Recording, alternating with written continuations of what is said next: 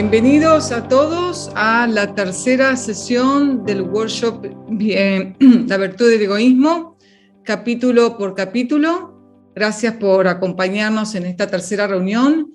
En las primeras dos reuniones hablamos sobre la introducción del libro La virtud del egoísmo y el primer capítulo, la ética objetivista, porque consideramos que era un poco la base de todo lo que después a continuación íbamos a ver en el libro.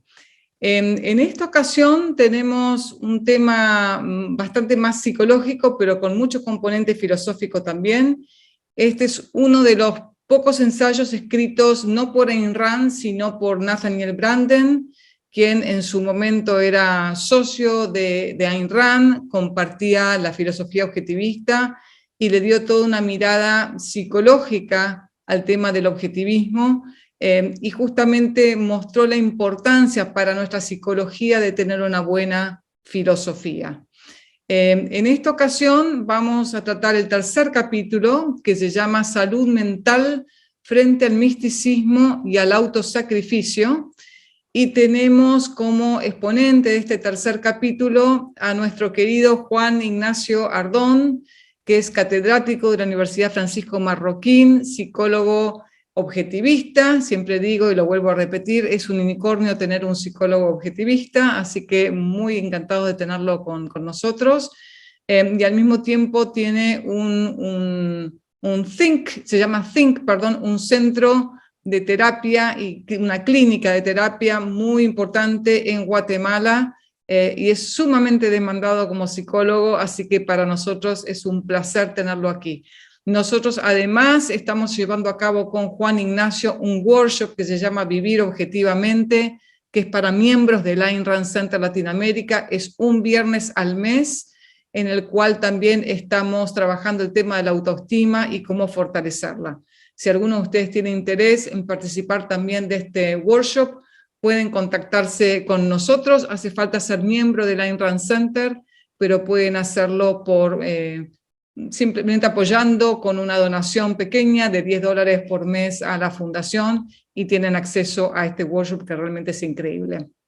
Así que sin ir mucho más allá, Juan, te dejo la palabra. Voy a dejar de compartir la pantalla, darte la bienvenida. Muchísimas gracias por acompañarnos, no solamente en Vivir Objetivamente, sino en la virtud del egoísmo. Sos nuestro caballito de batalla y nos encanta tenerte en todos nuestros programas. Así que voy a dejar de compartir y te cedo la palabra. Hola María, hola, buenas tardes a todos. No, gracias a ti, gracias a ti por invitarme también a exponer este tema que me parece fascinante, y de hecho no solo fascinante el capítulo en sí, sino que también el tema, todo el libro, que de hecho no es fácil encontrar y que uno decida cuál es el libro favorito de Ayn Rand, pero en lo particular este es mi libro favorito, así que me encanta presentar sobre todo los temas que están relacionados con la psicología. Voy a compartirles pantalla, los saludo a todos quienes no me conocen. Ya me presentó María, Juan Ignacio Ardón, psicólogo clínico, y vamos a trabajar el capítulo de la salud mental frente al misticismo y autosacrificio, para que podamos entender cuál es el papel fundamental, digamos, nos va a ayudar este tema para entender el papel fundamental de esa combinación entre misticismo, entre autosacrificio, y si es posible que nosotros utilizando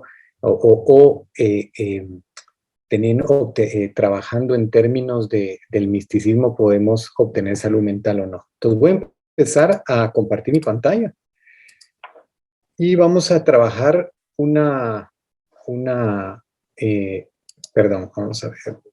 vamos a trabajar una presentación.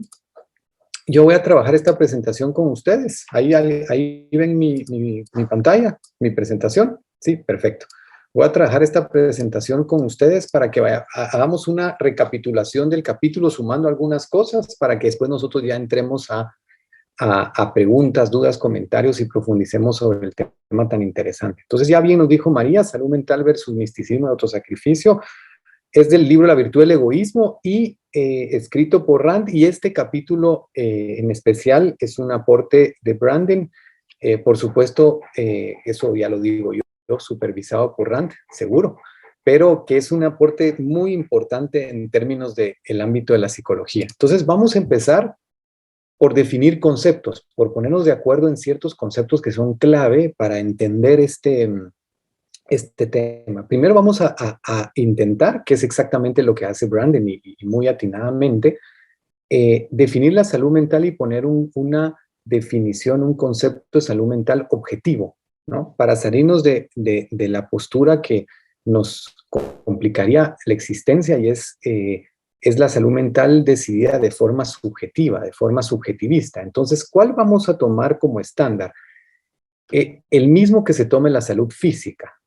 Recordemos que toda la conciencia humana, nuestra conciencia tiene una función biológica, así como nuestro sistema digestivo tiene una función biológica, nuestras piernas tienen una función biológica, y nuestra conciencia humana tiene una función biológica. Esa función biológica tiene 3 características que no se nos deben olvidar nunca, porque nos va a permitir entender mucho de ese proceso.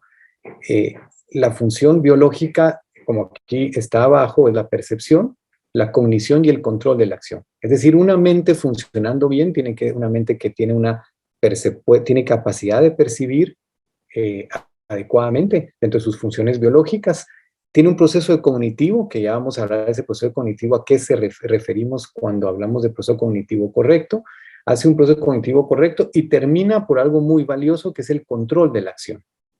Y termina en la acción.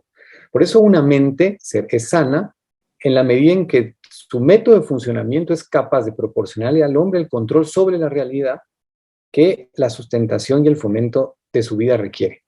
Entonces, la salud mental, el estándar que vamos a utilizar es exactamente como utilizamos el estándar biológico, ¿no? Objetivamente, si la conciencia está cumpliendo su función. Si una persona tiene una conciencia funcionando biológicamente de manera correcta, cumpliendo sus 3 funciones, posee salud mental.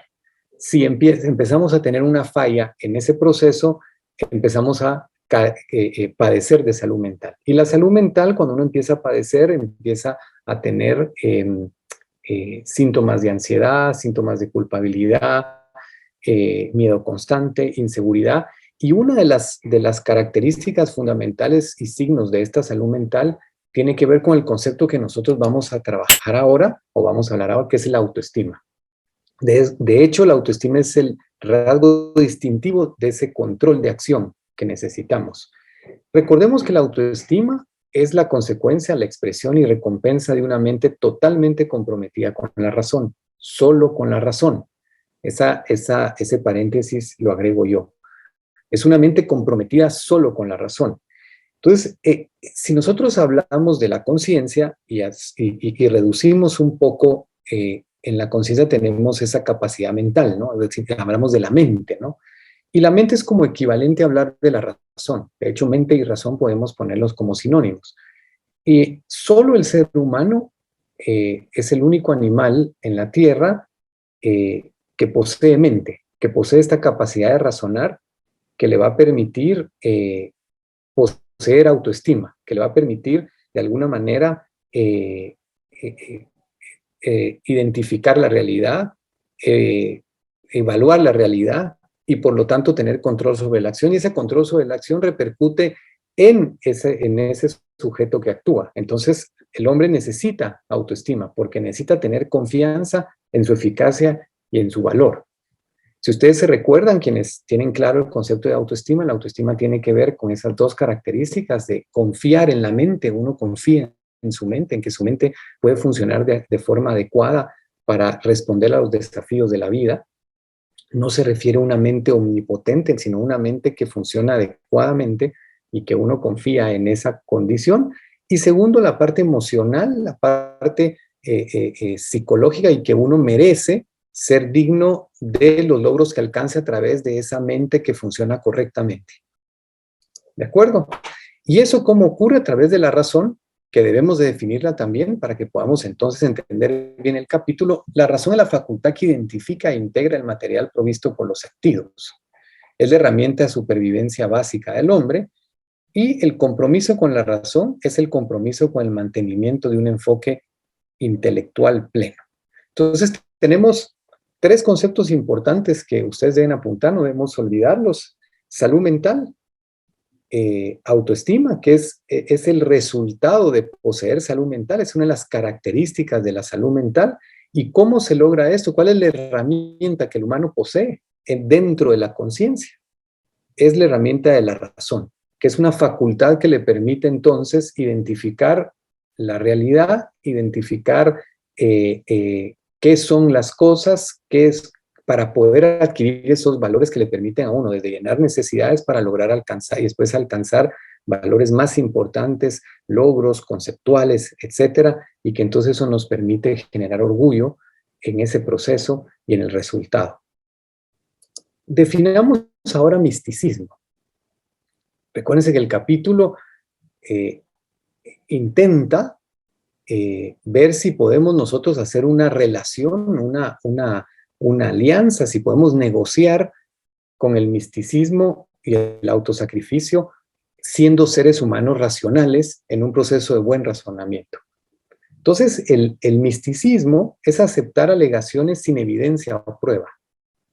Afirmar que se tienen medios de conocimiento no sensoriales, no racionales, no definibles y no identificables. De hecho, la virtud de ese misticismo es la fe. ¿Y la fe qué significa? Que yo acepto, que yo creo sin evidencia, creer sin ver.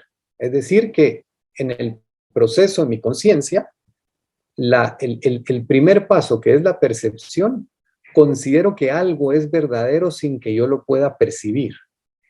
Pero no solo eso, sino considero que algo es verdadero sin que yo lo pueda razonar a través del método de la lógica e incluso corrompe ese método y que yo lo considero verdadero y que eso va a ser mi herramienta, ese proceso para el control de mi acción. El misticismo, o vamos a empatar este concepto también para después juntarlos más adelante, hablemos de autosacrificio. El autosacrificio es el resultado de la moralidad altruista. Hablemos de qué es sacrificio. Para que ustedes recuerden bien la definición, nosotros entramos en sacrificio cuando estamos canjeando un valor mayor por un valor menor.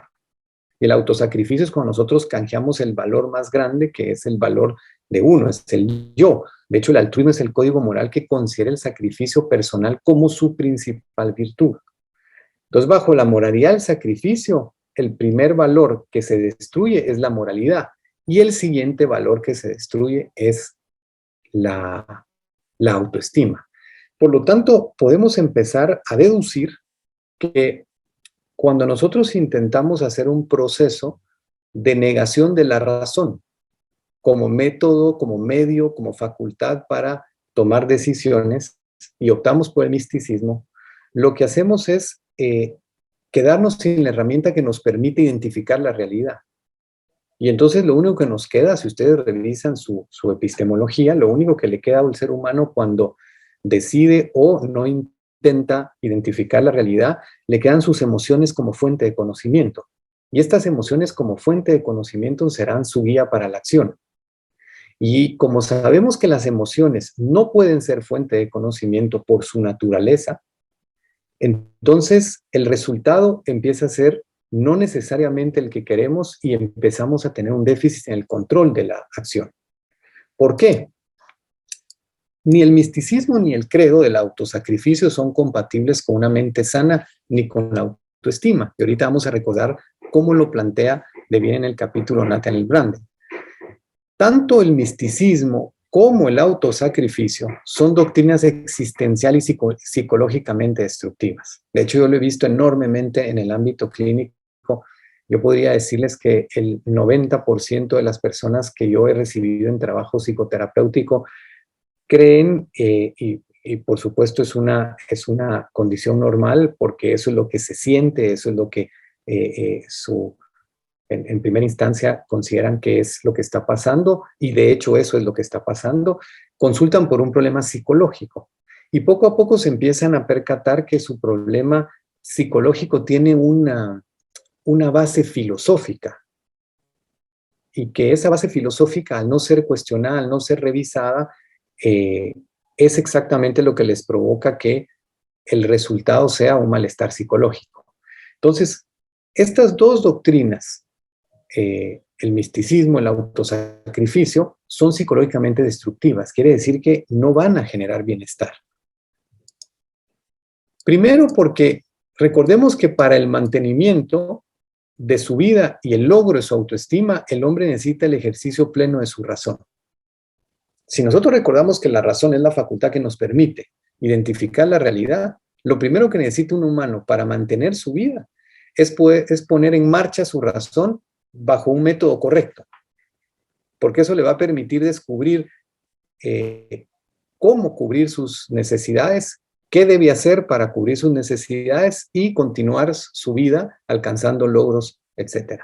Ese proceso no es automático. El ser humano tiene necesidades que las puede sentir a través de información que le permite, a través de manifestaciones, que le da el cuerpo, pero no sabe, no nace sabiendo cómo cubrir esas necesidades. Para eso tiene que pensar, para eso tiene que razonar y para eso tiene que enfocarse en la realidad.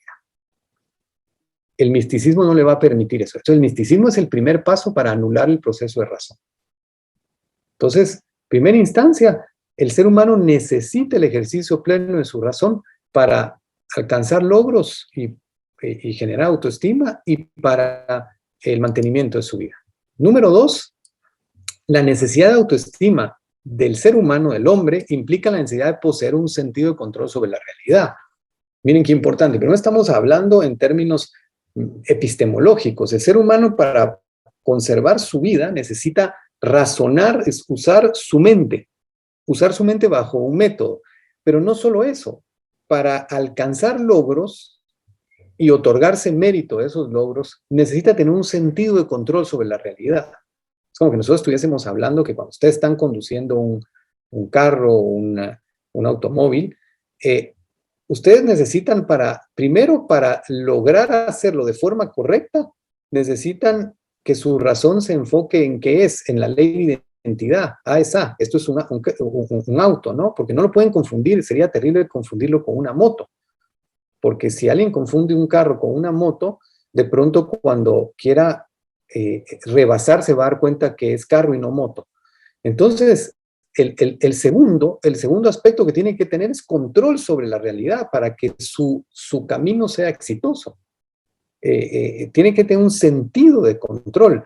Eso le permite tranquilidad. De hecho, ustedes se han percatado muchas veces que cuando empiezan a tener malestar, ansiedad, ciertas manifestaciones que no son agradables físicamente, ustedes pueden identificar, si profundizan, que están perdiendo, que hay un cierto sentido de descontrol sobre la realidad.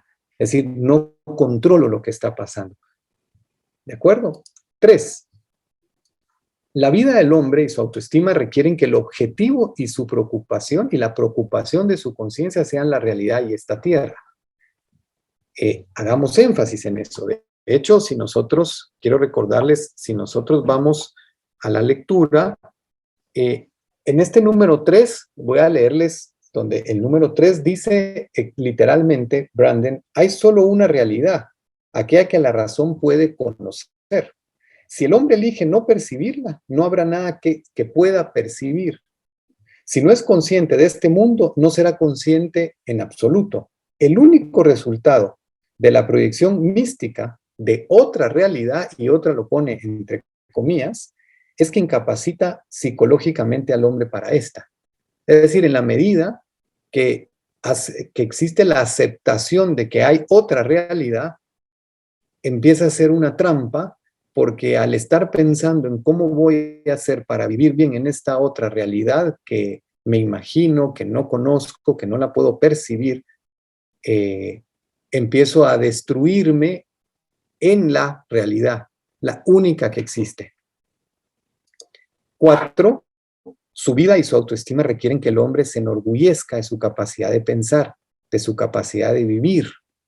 Aquí estamos le está sumando Branden el elemento emocional, ¿no? El orgullo como virtud, que requiere que nos va a permitir es el resultado de la autoestima, ¿no? Es esa virtud intrínseca de que no solo el ser humano necesita enfocarse en la realidad y adquirir valores, sino que también enorgullecerse de esa capacidad que tiene de poder lidiar con la realidad, de poder hacer que las cosas sean cada vez mejor y de su capacidad que tiene para vivir cada vez mejor.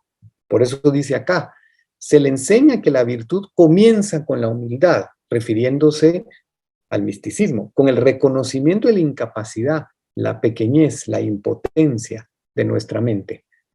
Es decir, todo lo contrario, es decir, el misticismo nos enseña todo lo contrario, es que somos muy pequeñitos, los mensajes que el misticismo mantiene es que siempre estamos debajo de una superconciencia, imaginemos así, o superconciencias a las cuales uno debe rendirse, debe siempre recordar que lo principal es ser humilde ante ellas. Por lo tanto, aquella persona que se enorgullece de esa capacidad de pensar corre el riesgo de ser mala persona. De hecho, dice aquí en esta misma parte, el orgullo intelectual no es pretensión de omnisapiencia o infalibilidad como los místicos quieren implicar de forma absurda. El orgullo es la respuesta a la capacidad personal de alcanzar valores, el placer que se obtiene de la propia eficacia, y eso es lo que los místicos consideran malvado. Miren qué interesante, de hecho, yo siempre sumo que cuando uno persigue esa construcción de autoestima, porque recuerden que la autoestima no se puede regalar, no se puede donar, se tiene que construir y se construye a través de alcanzar logros, enfocar la mente y alcanzar logros. Y esos logros no van a ser suficientes, ¿no? Porque hay muchas personas que tienen logros, grandes logros, y uno dice, ¿por qué pasa? ¿Por qué poseen aparentemente una autoestima tan débil, tan frágil, tan baja, ¿no? Y es porque no se enorgullecen de esos logros, porque no se otorgan el mérito, no consideran, están constantemente regalando ese mérito a otras personas que no han hecho nada con el logro o que han hecho un poco, pero les dan una cantidad enorme de mérito, en donde entonces van quedando con esa duda de si lo hice yo o lo hizo o fue el azar. El problema es ese del misticismo, es que cuando yo entrego al misticismo mi vida, mi mente, los logros se convierten en algo que no fui yo. Automáticamente el mérito se anula. Número 5, su vida y su autoestima requieren que el hombre sea leal a sus valores, a su mente, a su juicio y a su vida. El principio fundamental, yo subrayaría que esto es crucial, obviamente lo cierra, ¿no? Con esta parte importante de su vida y su autoestima requieren que este ser humano sea leal a sus valores. Pero ¿qué clase de valores está hablando de primera instancia? Que sea leal a esa capacidad racional y capacidad de poder juzgar adecuadamente para que entonces pueda controlar su acción. Es decir, ese es el proceso cognitivo correcto, el que la persona pueda ser leal a su mente, a su juicio y a sus valores. Para concluir, termina el capítulo dándonos dos aspectos principales del autosacrificio que están especialmente relacionados con el tema de la salud mental. Es decir, el misticismo lleva como causalidad al autosacrificio. Es decir, en el momento que yo voy a optar por rendirme al misticismo, el resultado va a ser que no voy a ser yo el beneficiario de mis acciones. Por lo tanto, psicológicamente voy a estar no mejor, sino quizá por un rato voy a sentir ahora se los explicaré, como una pequeña tranquilidad, pero empieza a haber un círculo vicioso peligroso. Entonces, en el capítulo nos dicen dos principales temas o aspectos relacionados del autosacrificio que están especialmente relacionados con salud mental. Número 1, el hecho de que el sacrificio de sí mismo significa, y solo puede significar el sacrificio de la mente. Es decir, al final de cuentas, cuando un ser humano opta por el sacrificio, por considerar el sacrificio como una virtud, de hecho es una contradicción en el concepto de virtud, el resultado es el sacrificio a sí mismo y a su propia mente. Por eso es que cuando actúen bajo el sacrificio, el resultado será su autodestrucción. Por eso, número 2, una moralidad irracional es una moralidad que se opone a la naturaleza humana. Entonces, el misticismo, que es un proceso epistemológico, ¿no? La negación de lo racional, recae en una ética, en una moral irracional. Y esa ética irracional, al aplicarla, buscando ser una buena persona, termina en mi destrucción, por lo tanto en la autoestima. Ahí hay una contradicción que ya profundizaremos ahora con las preguntas. Entonces les hice aquí un círculo vicioso, que llama el círculo vicioso del misticismo y el autosacrificio. Una persona, lo veo todo el tiempo como tiene algún malestar, ¿no? Y ese malestar lo resuelve a través del misticismo. Y entonces al caer en el misticismo, lo que provoca es que las emociones se vuelvan fuente de conocimiento, ¿verdad?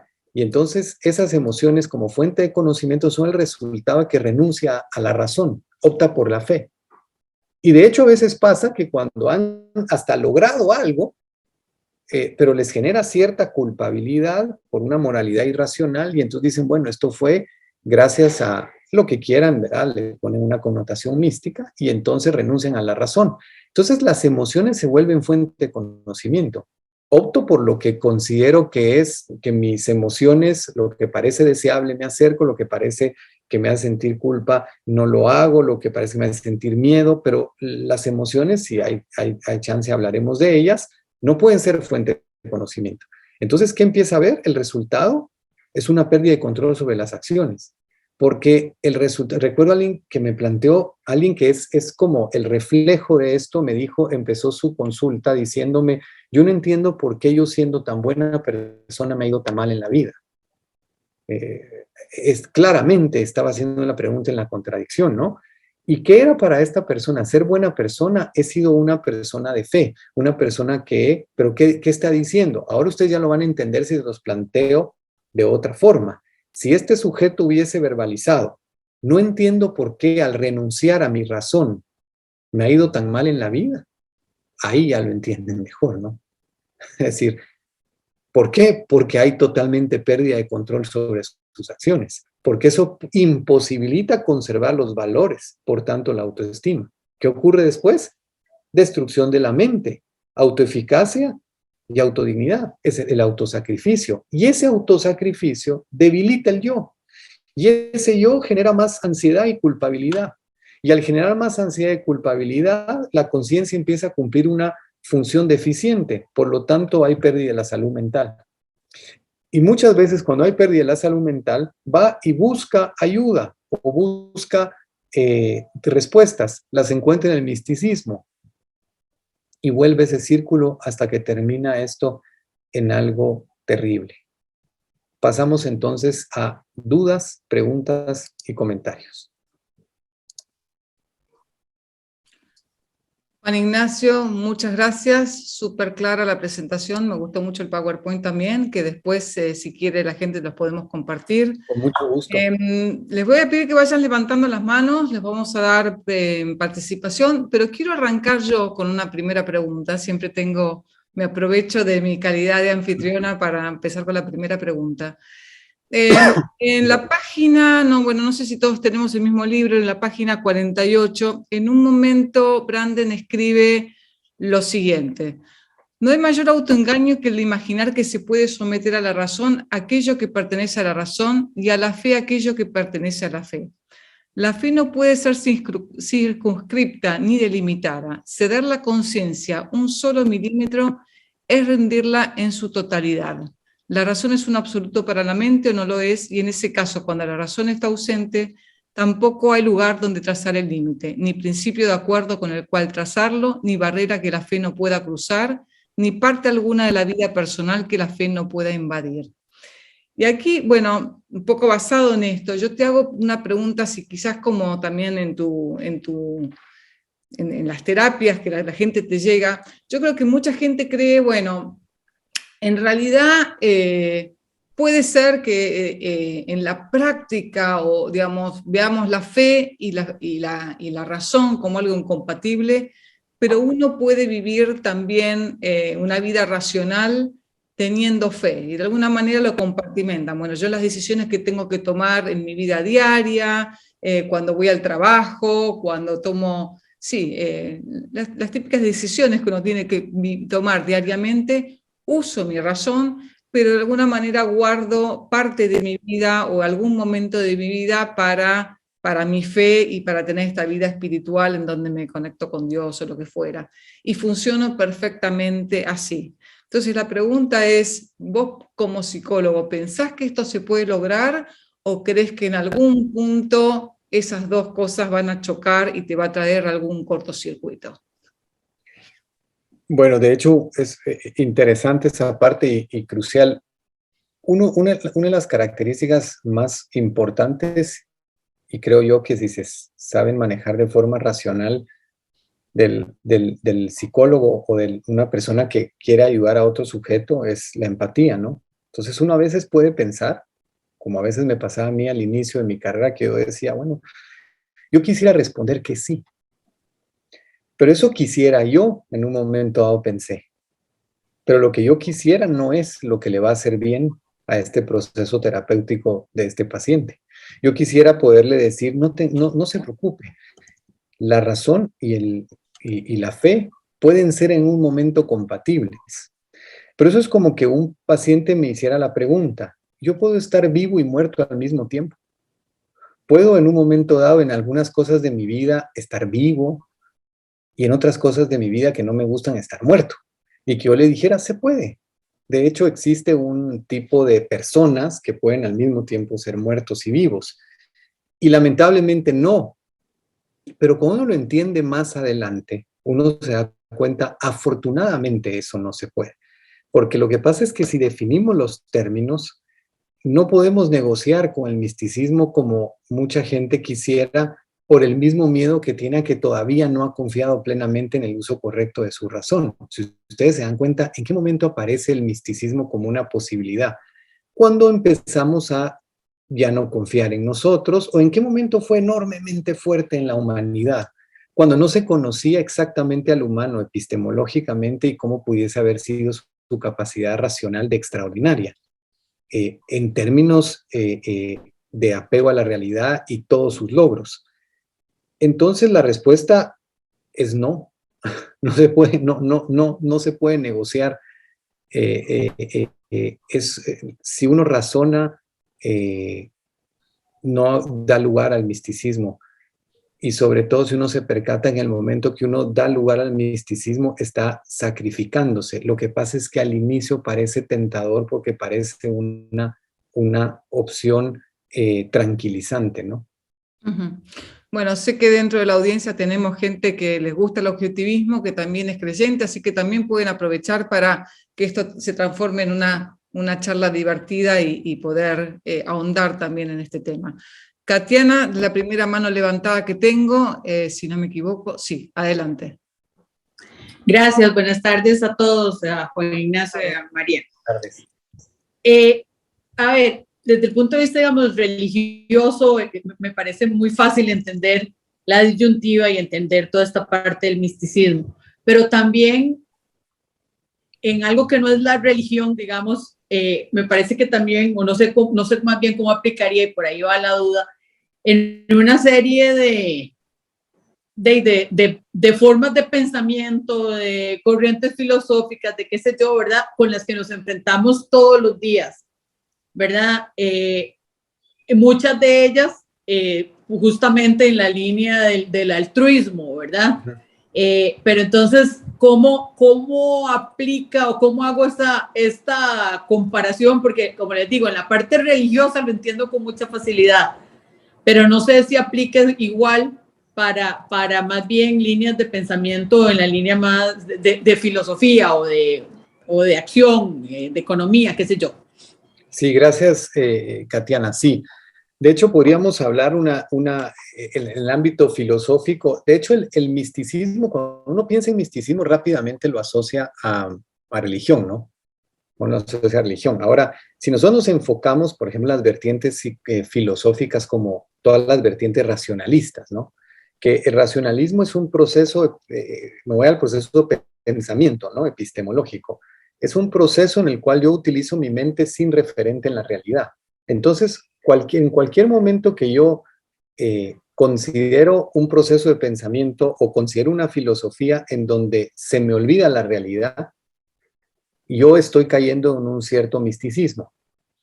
¿Se entiende? Es decir, en el momento donde yo lo que hago es un proceso donde solo estoy preocupado porque las ideas se conecten entre sí, digamos, pero no hay un referente en la realidad, estamos hablando de algo místico. Y si nosotros regresamos a la parte de entender al humano, es un proceso que al final de cuentas va a tener problemas y va a chocar.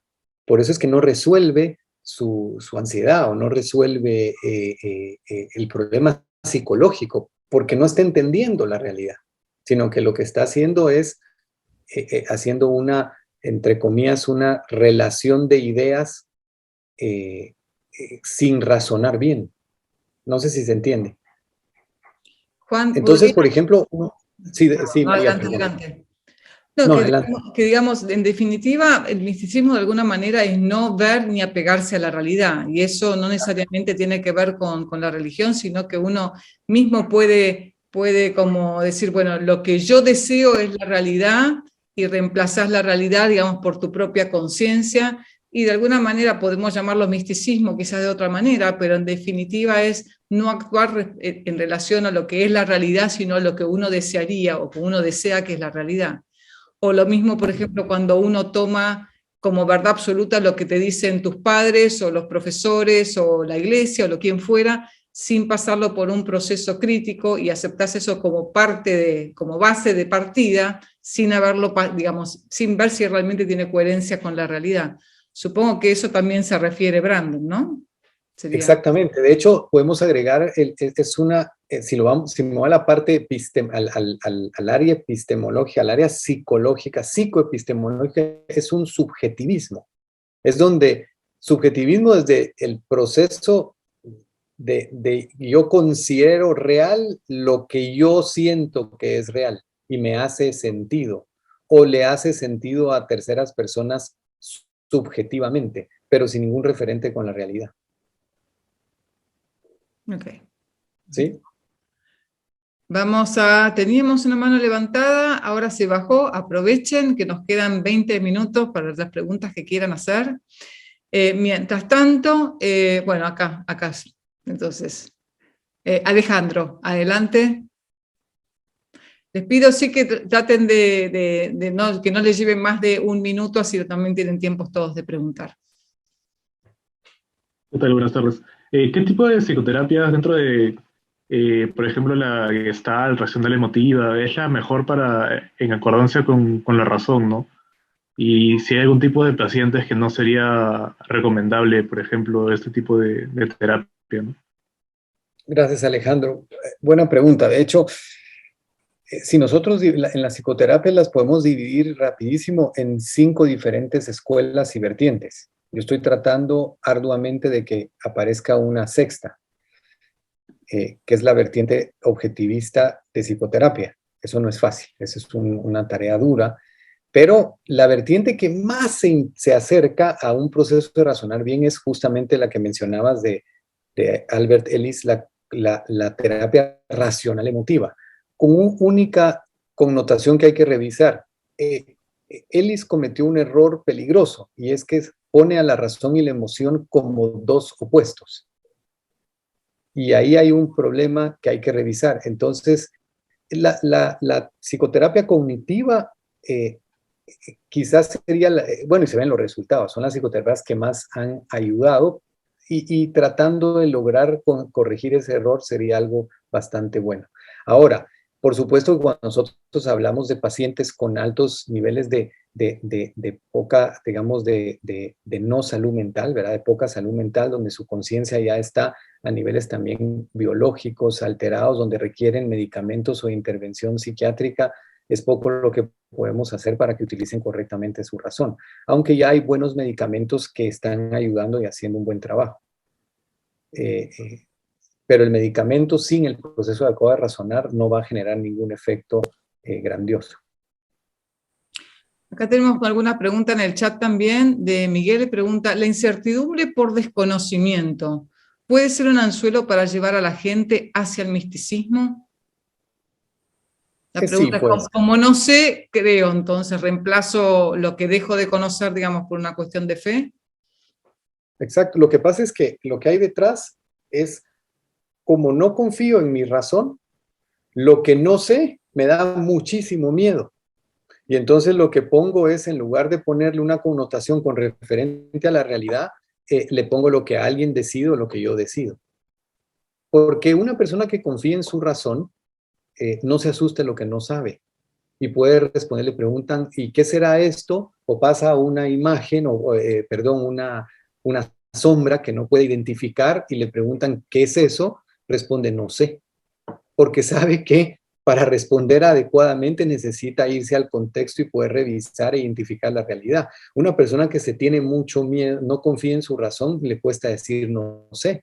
Lo que dice es, tiene que ser un fantasma, porque ahí lo que hace es un autoengaño de creer que ya sabe qué es y se tranquiliza a primera instancia. A efecto secundario, no. Perdón, María. No, perdón a vos. Brian acá también pregunta, ¿cómo es posible distinguir a través de la razón las cosas que puedo controlar en mi vida diaria de las que no? Eso es por ley de identidad.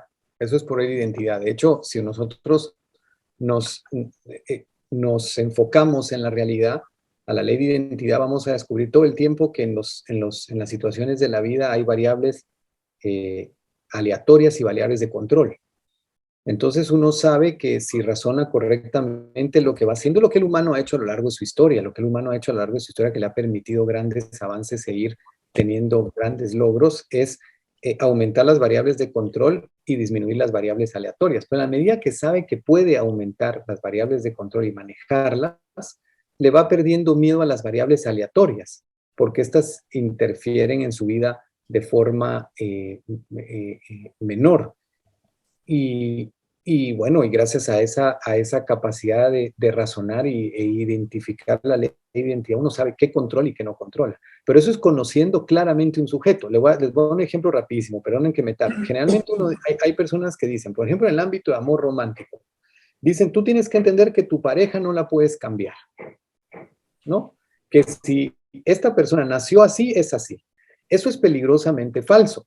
Porque si es una conciencia volitiva, puede, si se le inspira o se le comunica de tal manera, puede lograr cambiar. Pero sí puedo entender que tal vez mi esposa quisiera, yo mido 1,72. Yo veo que de pronto ella quisiera que yo midiera 1,90, pero eso no lo podemos cambiar. Y eso metafísicamente dado. Es metafísicamente dado. Entonces ahí tenemos eso, y si ella se aferra a cambiar lo que es metafísicamente dado, tiene un problema y se insiste de salud mental. Pero si ella quiere que yo sea una persona más virtuosa, sí puede ser, obviamente si yo lo decido, pero sí puedo cambiar. Porque mi capacidad, mi identidad en cuanto a la conciencia de un ser humano y sus acciones lo permite, lo otro no. No estamos predeterminados, no nacimos para ser malos o buenos, sino que a medida que tomamos nuestras decisiones, acciones, vamos definiendo nuestro rumbo. Exactamente. Y eso es lo que está relacionado rapidísimo con el tema del libre albedrío. Uno puede ser libre dentro del referente con la realidad. De hecho, el libre albedrío es la decisión de razonar o no razonar. Ese es el principio de toda libertad. Enfocar o no enfocar. Tenemos una pregunta acá de Juan Carlos. ¿Cómo se puede explicar a otra persona que las emociones no son fuente de conocimiento cuando está tan extendida la expresión de que hay que hacerle caso a lo que se siente o a la emoción que genera tal o cual experiencia? Bueno, uno puede preguntarle, para ser rápido, puede preguntarle, ¿tú crees que todo lo que sientes deseo, si lo ejecutas, te va a hacer bien en tu vida? Todo. O todo lo que tú le temes, cuando no lo hagas, te va a hacer bien en tu vida. Entonces esa persona, si razona un poquito, se va a dar cuenta que está cometiendo un error, porque no todo lo que nos genera deseo necesariamente nos va a hacer bien. a largo plazo. Entonces hay que explicarle cómo las emociones pueden ser de engañosas en un momento dado si no se entienden en su identidad. Porque el punto también importante es que trabajen y profundicen en entender cómo funcionan las emociones, que son respuestas a nuestros juicios de valor, que son respuestas fisiológicas, psicológicas, fisiológicas. Entonces son muy intensas. Y a veces pensamos que entre más intenso siento algo, más verdadero es. Pero ejecutémoslo con esa intensidad, se darán cuenta que el resultado no es necesariamente el correcto. Por eso ahí hay que pasarse al área ética. Entonces, para explicarle algo epistemológico a alguien, es muy importante que se pasen al área ética. Es decir, cuando actúas, ¿qué va a pasar? Díganle, te invito a esta vacación, que viajes o lo que vayas a hacer y haz todo lo que desees. Todo lo que esté bien deseo. A ver qué pasa. Una de las cosas que hablábamos en la reunión anterior sobre el tema de ética, que cuando en realidad se refiere también a perseguir valores objetivos, que ella se refiere a tener en cuenta la vida de uno, no en un corto plazo, en lo que me va a pasar hoy o mañana, sino medir la vida en el largo plazo, ¿no? Y que saber que todas las acciones, la sumatoria de todas las acciones que vayamos haciendo en nuestra vida van a tener una consecuencia en el largo plazo. Entonces, lo bueno y malo no es lo bueno y malo en el momento ahora, sino que hay que tener en cuenta es mantener la vida del hombre y qué queremos lograr en el largo plazo. Claro. Y muchas veces esa postura lo que es un error de no entender esta capacidad racional del ser humano, ¿no? Como que fuésemos niños, ¿no? Porque yo puedo entender cómo mi hijo de 3 años, él sí cree que algo que no puede comer, que sabe delicioso, ¿por qué mi papá no me lo permite? Pero su capacidad de razonar todavía es deficiente. Pero de pronto ciertas vertientes filosóficas o místicas tratan al humano racional adulto como que tuviese 13 años. Y entonces le tienen que quitar la tentación de enfrente o le tienen que prohibir, ¿no? Y los gobiernos se aprovechan de eso y los políticos nos tratan igual. Muy bien. Tenemos, bueno, preguntas en chat también, pero Santiago, tenés la mano levantada, así que adelante. Hola, ¿me escuchan? Sí, te escuchamos perfecto. Perdón, porque estoy justo en el auto, disculpen. Pero a ver, lo mío por ahí más que una pregunta, no sé si es validar un razonamiento. A ver, que tiene que ver cuando hablaban hoy del misticismo y esto que planteaba también Caterina, de cómo ver el tema del misticismo cuando uno se aleja de la religión. Y yo lo estaba relacionando, y esto que quiero ver a ver si estoy razonando bien o no, con el tema también del azar, ¿no? Y cuando uno quiere racionalizar un deseo, ¿no? Entonces es como, a veces cuando uno, qué sé yo, juega, o invierte en la bolsa de valores, y uno dice, no, bueno, perdí porque la bolsa es así, es azar. Y en realidad lo que uno está viendo es que no es tanto azar, sino es falta de conocimiento o desconocer, no sé, las variables de mercado, digamos, temas, cosas que sabemos que tienen una, digamos, una causa y un efecto, ¿no? Tiene que ver con eso también, con obviar o querer evitar razonar la causa y el efecto, ¿puede ser? No sé si está más o menos claro a dónde voy. Clarísimo, Santiago, 100% correcto, exactamente, eso es. Porque el proceso de razonamiento, por eso se llama racionalización, que es un proceso de razonamiento mal empleado, es negando la causalidad, ¿no? Es decir, volviendo lo que pasó, lo que yo creo que no me hace sentir tan mal, ¿no? O que me justifica mi actuar. Ese es exactamente un muy buen ejemplo, ¿no? Cada vez que yo lo que hago es que uso mi mente al revés, ¿no? En lugar de ver la realidad, de buscar identificar los hechos, lo que hago es tomar los hechos y seleccionar, y a través de la selección no apegado a la realidad, hago una deducción.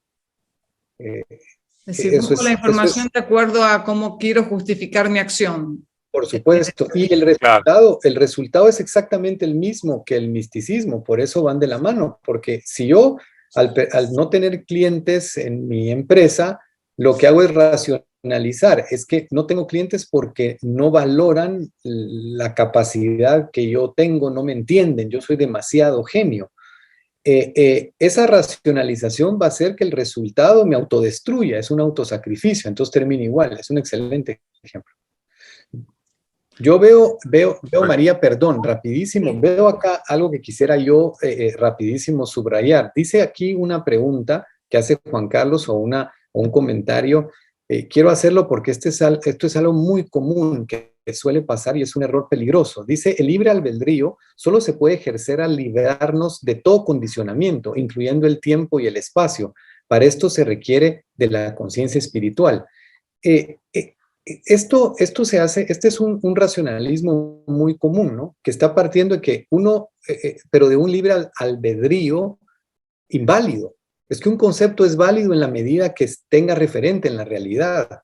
Por ejemplo, cuando Rand habla de la perfección moral, dicen los místicos, ¿cómo va a ser que hable la perfección moral si un humano es imperfecto por naturaleza? Claro, porque están utilizando el concepto de perfección de forma inválida.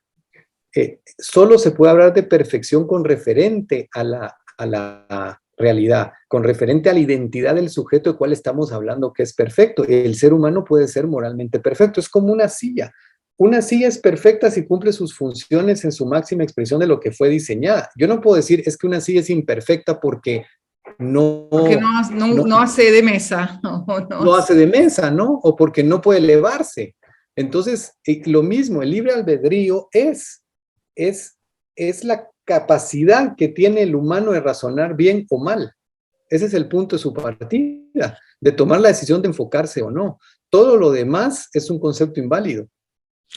Yo creo que el tema importante ahí es pensar que porque mucha gente quiere decir, bueno, somos libres y somos libres de nuestra propia naturaleza. Es decir, la naturaleza no podemos ser libres de ella, no podemos ser pájaros y volar y no estamparnos contra el piso, ni ser peces y nadar en el océano sin ahogarnos. Es decir, no podemos ser libres de lo que nuestra propia naturaleza nos exige razonar. Pero es un concepto para mí distorsionado de lo que es la libertad. La libertad es dentro del contexto de la naturaleza humana, de las posibilidades que el hombre tiene de actuar como hombre, no como otra cosa.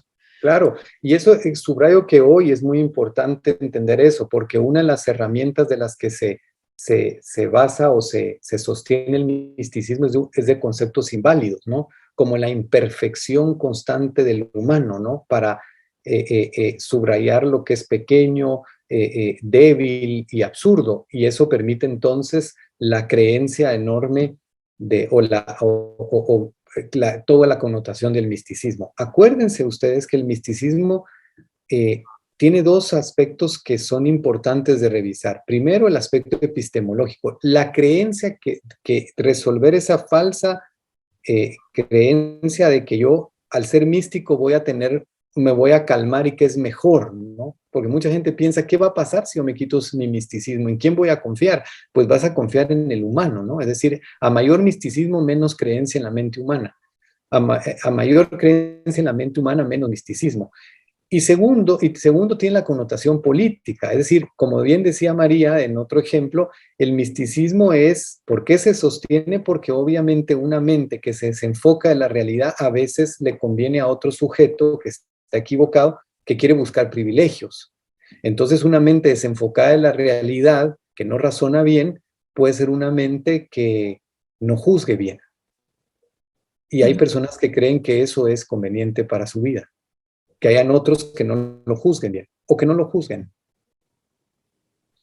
Juan, tenemos unas cuantas preguntas más. Adelante. Aquí Anderson nos había escrito, buenas tardes, de Venezuela. ¿Qué opinas sobre la definición de humildad que se da en el capítulo? En una sociedad que en una de sus exigencias es ser humilde. Sí, la definición de humildad es la definición que dan de pronto que se utiliza en el misticismo, ¿no? Y es una contradicción. Supongamos que la humildad fuese una virtud. ¿Qué quiero decir con eso? La humildad es considerarse uno siempre desde una postura que no lo sabe todo, de que uno debe siempre dudar de sí mismo, debe uno ser cuidadoso. Bueno, supongamos que la humildad es una virtud. Una vez una persona me decía, es que, ¿tú consideras entonces que existe la verdad absoluta? Yo le dije, por supuesto que sí. Y me dijo, qué poca humildad la tuya de considerar que puedes identificar la verdad absoluta. Entonces yo le dije, voy a validar tu concepto de humildad y hacer como que fuese válido. No hay gesto más humilde del humano de saber que existe una verdad absoluta que es independiente a él. El arrogante, no humilde, eres tú, que cree que la verdad es lo que tú dices que es. Es decir, no hay humildad más grande de un humano que diga, la verdad no depende de mí, la verdad es un juicio, si estoy apegado a la realidad, digo la verdad, si no, no. ¿Me entiende? Entonces, es un concepto inválido, no es una virtud. Acuérdense que virtud es una acción que termina en conservar la vida, en conservar valor, en adquirir un valor. La virtud, la humildad termina en autosacrificio, es un vicio. La pregunta también ahí a hacerse es, ¿qué es lo opuesto a la humildad? ¿No? Porque muchas veces lo que nos han hecho ver para mí es la típica persona que es mandaparte, que es prepotente, que se lleva el mundo por delante, y ponemos como ejemplo, bueno, eso es una persona orgullosa. Entonces, obviamente, ante el concepto de orgullo como una persona que avasalla a todo el mundo o que está todo el tiempo fanfarroneando sobre sus logros, que a veces tampoco son logros, uno dice, prefiero toda la vida ser humilde, y uno asocia la humildad con la persona de bajo perfil, ¿no? Que no necesariamente está sacando al aire los trapitos con los cuales lucirse permanentemente. Pero yo creo que por eso es importante definir qué es humildad y orgullo. Acá estamos hablando de humildad, la persona que más allá de sus logros, de alguna manera se siente avergonzada por sus logros, ¿no? Bueno, yo en realidad no hice esto, no hice lo otro. Y como orgulloso lo que queremos decir es la persona que realmente siente un orgullo de los logros reales que haya alcanzado y que no necesariamente es la persona que los estás poniendo permanentemente para llamar la atención. Entonces hay que también decidir, digamos, como el individualista versus el falso individualista, o el orgulloso versus el falso orgulloso, que sería el arrogante en este caso, digamos, que muchas veces en el fondo lo que esconde es un buen complejo de inferioridad, ¿no? Por supuesto. Si tenemos más manos levantadas, nos quedan 5 minutos más. De hecho, dice que alguien, perdón María, dice, adelante. La humildad es una estrategia para manipular a otros, puede ser un concepto que sí, de hecho siempre, cuando váyanse al ámbito político, social, cuando se está hablando de humildad, ¿qué viene después, no? Es decir, ¿qué viene después? Háganse esa pregunta, indaguen, profundicen, cuando un esposo le está diciendo a su esposa, sé humilde, cuando un papá le está diciendo a sus hijos, sé humilde, una esposa está diciendo, cuando un líder le está diciendo a su gente, sé humilde, ¿qué viene después? Observen, dense esa tarea, observen qué viene después de todos esos conceptos. Una pregunta de David, que es súper interesante esto, sobre todo para los que somos padres. ¿Qué consejo le darías a un adolescente cuya autoestima está siendo atacada diariamente por terceros malintencionados? Digamos que están... Sí, hicimos un workshop, ¿no? El año pasado sobre consejos para padres y para hijos, que después, David, te voy a pasar el link, pero adelante. Okay. Bueno, obviamente siempre hay que ver el contexto de qué está pasando, ¿no? Obviamente habría que ver siempre, revisar, voy a hablar obviamente de principios, y los principios tiene uno que aplicar el contexto. Hay que revisar, él tiene que revisar constantemente bajo qué condición está siendo atacado, cómo se le puede, dependiendo obviamente la edad, cómo se le puede defender o no, ayudar a alejarse o no, pero siempre hacerse la pregunta si lo que están haciendo o no lo define, es apegado a la realidad o no. Ahora, claro, hay que ver el caso, porque puede ser que a veces este joven lo que necesita es una intervención de unas personas adultas razonables que le pongan un límite a estos tiranillos. Pero siempre es importante, supongo que si lo hacen en este tema, es enfocarse sobre todo en en si eso que está, si lo caracteriza, lo que están diciendo ellos lo define, porque muchas veces detrás de este gran ataque que nos hacen otros y que nosotros verdaderamente estamos golpeando nuestra autoestima a través de eso, existe una creencia, un principio detrás que hay que revisar. Y es que las conciencias que están alrededor mío son las que definen cómo soy yo. Y eso es importante cuestionarlo y revisarlo. Exactamente. Bueno, a ver, no nos ha quedado, si no me equivoco, ninguna pregunta, ninguna mano levantada y hemos llegado al tiempo. Hemos logrado por esta vez hacerlo en 1 hora, así que te felicito, Juan.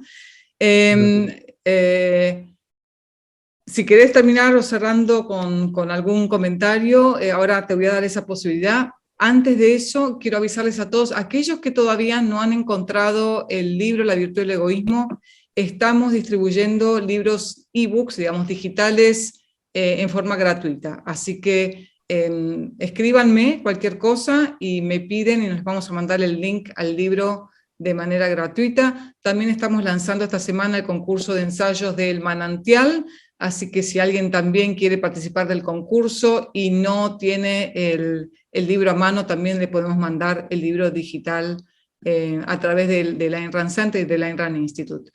El próximo encuentro es en 2 martes, es decir, el martes 31 de mayo, y vamos a ver la ética de las emergencias, que es el siguiente capítulo, así que ya les encomiendo que lo vayan leyendo. Todavía en esta semana vamos a anunciar quién va a ser la persona que lidere este encuentro. Así que aprovecho a ver si nos queda algún mensaje más. ¿A qué dirección se les puede escribir para los libros? Es María, voy a escribirlo acá, maria.martí, @Ayn Rand Center, latam.org. Ahí nos pueden escribir. No, Ayn Rand Center no, perdón, AynRandLatam.org. Así que muchas gracias a todos por participar hoy. Juan, te dejo para que cierres este encuentro y le des un último consejo acá a nuestra audiencia. Muchas gracias, María. Gracias a todos también por su atención. Yo puedo entender que a veces psicológicamente, emocionalmente, dicho así, es difícil que uno pueda concebir el hecho de que no hay tal cosa, o que incluso el misticismo puede ser incluso dañino para uno, ¿no? Y que el renunciar al misticismo puede a veces parecer aterrador, pero lo que hace que no sea aterrador, sino que sea el encuentro en una situación maravillosa con uno mismo, es que uno confíe en su mente. Confíen en su mente y confíen en su mente bajo el proceso de razonar correctamente. Si ustedes observan al ser humano, todo lo que ha logrado, todo lo que hemos logrado, o las mentes individuales brillantes que han logrado, no quiero llevarme un mérito, ¿no?, que no poseo, pero las mentes brillantes, todos los logros que hemos tenido han sido, todos, sin excepción, a través del proceso de razonar bien. No necesitamos misticismo. Ese es un engaño que solo nos hace debilitarnos y solo nos hace creer que somos seres incapaces, pequeños. Encuentren su grandeza en su mente. No me refiero a que ustedes van a ser infalibles y no van a cometer errores, no, sino que al contrario, van a hacer cosas extraordinarias y sobre todo su psicología va a tener un resultado muy, muy favorable para ustedes. Gracias por su atención y les deseo todo lo mejor. Muchas gracias, Juan. Vuelvo a repetir el mail, perdón, no sé por qué no se copió en el chat, maria.martí con Y, @AynRandLatam.org. Y si no, me escriben por el Facebook. Nuevamente, muchas gracias, Juan, por esta exquisita presentación que has hecho hoy. Gracias a todos por encontrarnos hoy y nos vemos entonces en 2 martes para hablar del tema de la ética de las emergencias. Gracias.